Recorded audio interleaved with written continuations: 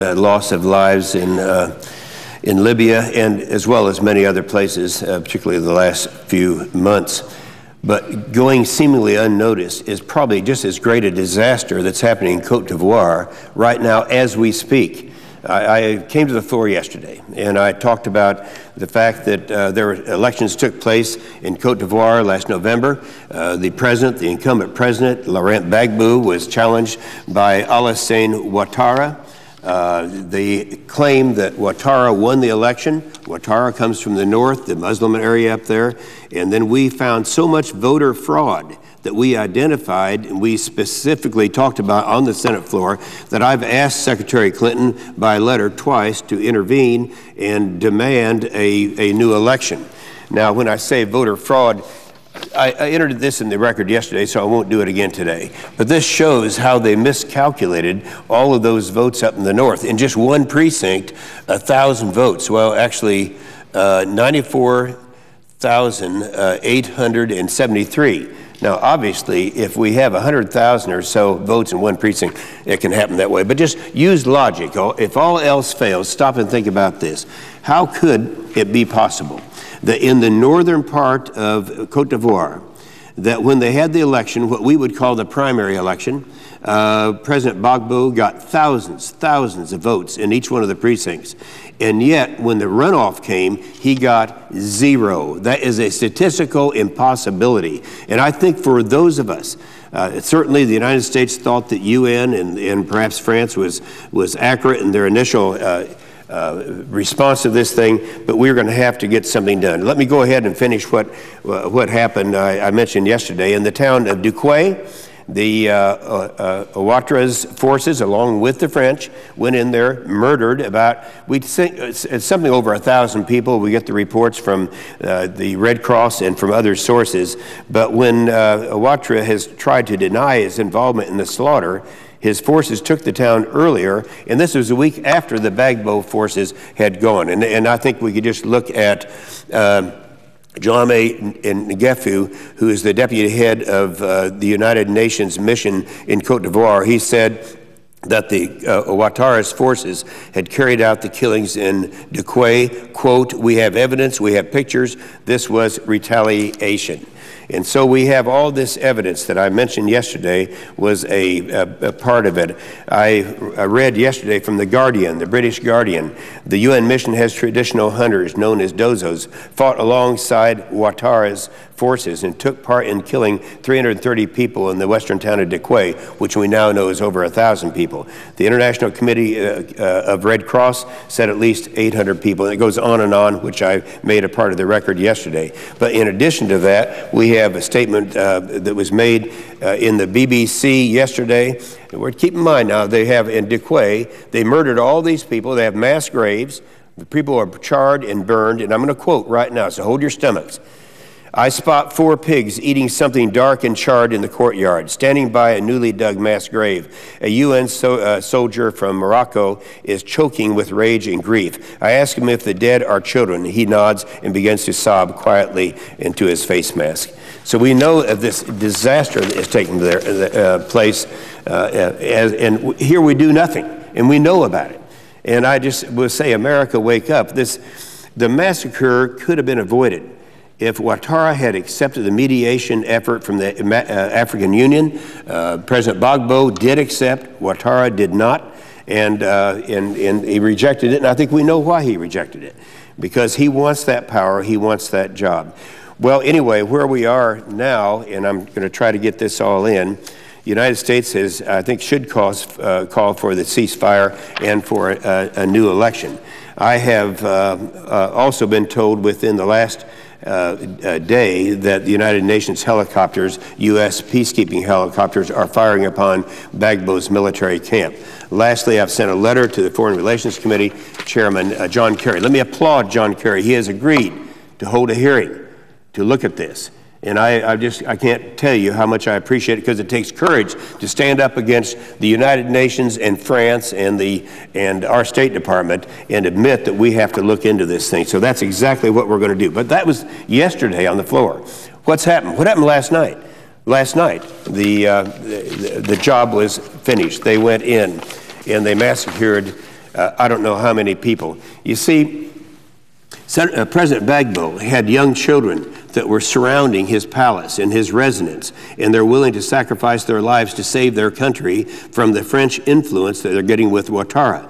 And they were armed with baseball bats and 2x4s. I don't know, there are hundreds of them out there. And last night, Sarkozy had gone to the Secretary General Moon and said, use my forces to end this, and they did, and we know what happened last night. Maybe you don't know what happened last night. They went in with helicopters and with rockets, and they destroyed most of a town, of a major city, Abidjan, the capital of Cote d'Ivoire. And we have evidence. I hope that people will take advantage of this, particularly those people. I know there are a lot of people out there that are just opposed to any intervention that we have, and they don't really care about sub-Saharan Africa. No one cares about sub-Saharan Africa. I've stood on this floor time and time again, back when we were sending troops into Bosnia, and the excuse was ethnic cleansing. I said, for every one day in any town, in any country in sub-Saharan Africa, there are more people ethnically cleansed than any day in Bosnia. But nobody seems to care. So we have hundreds of kids around there, and last night they were mowed down. If anyone questions this, you can access on my internet, inhofe.senate.gov, and get the YouTube that shows graphically what they are doing. I don't know how many hundreds, how many thousands of people have been brutally murdered last night by the French supporting Ouattara, and it's something that we need to get involved in. And when I look at President Obiang, who's from Equatorial Guinea, he's the chairman of the African Union. He says he condemned the foreign intervention in Ivory Coast, and we stand by idly and we don't do anything about it. So again, I'm going to renew my request to Secretary Clinton and to the State Department and to others who really care about the loss of innocent life in sub-Saharan Africa, specifically in Abidjan in Cote d'Ivoire, to come forward and help us in this hearing to find that justice is done. I hope that President Gbagbo and his wife Simone, good friends, I hope they're not dead today. They might be dying as we speak. They're raiding their residence, they're raiding the palace, and it's a brutal mess. So I don't think I've ever seen in the years that I've been here, particularly coming from French, supported by Sarkozy, the raid on innocent lives in sub-Saharan Africa. And with that, I will yield the floor. And if no one else comes in, I'm going to talk longer. All right. I ask unanimous consent that I be permitted to speak until someone comes in to speak. Without objection. Madam President, I guess you might wonder why I'm concerned about this. I've had an interest in sub-Saharan Africa for quite some time. And after 9/11, finally, the United States of America decided they would do something of concern in sub-Saharan Africa. And so what we have had since that time is an interest in helping them to build African brigades as the terrorists come down through the Horn of Africa and Djibouti, and they come into the continent of Africa. We need to help the Africans build brigades so that they can resist them. Not doing it for them, not doing it in place of the Africans doing it, but to help them so they can defend themselves. That's exactly what we've been doing. And I've been honored to be kind of the point man on the Armed Services Committee to go over and work with these guys. Our countries in Africa are our friends. They participate in programs like the IMET program that allows us to train their officers in the United States of America, like the Train and Equip program that allows us to work with them and train these individuals. And so when you see something, an atrocity like this that takes place, and you just visualize the young kids that are out there being brutally murdered, it's something that we should do something about. Again, I'm going to praise someone who philosophically I've not agreed with most of the time that I've spent here in the United States Senate. That's Senator John Kerry. He's the chairman of the Foreign Relations Committee. I'm on that committee, as well as the Armed Services Committee, and he is very sympathetic to what's going on over there and has agreed to having a hearing. There's a man named Mel Teodora.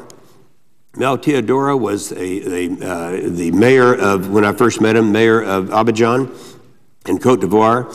He is currently a member of parliament in Cote d'Ivoire.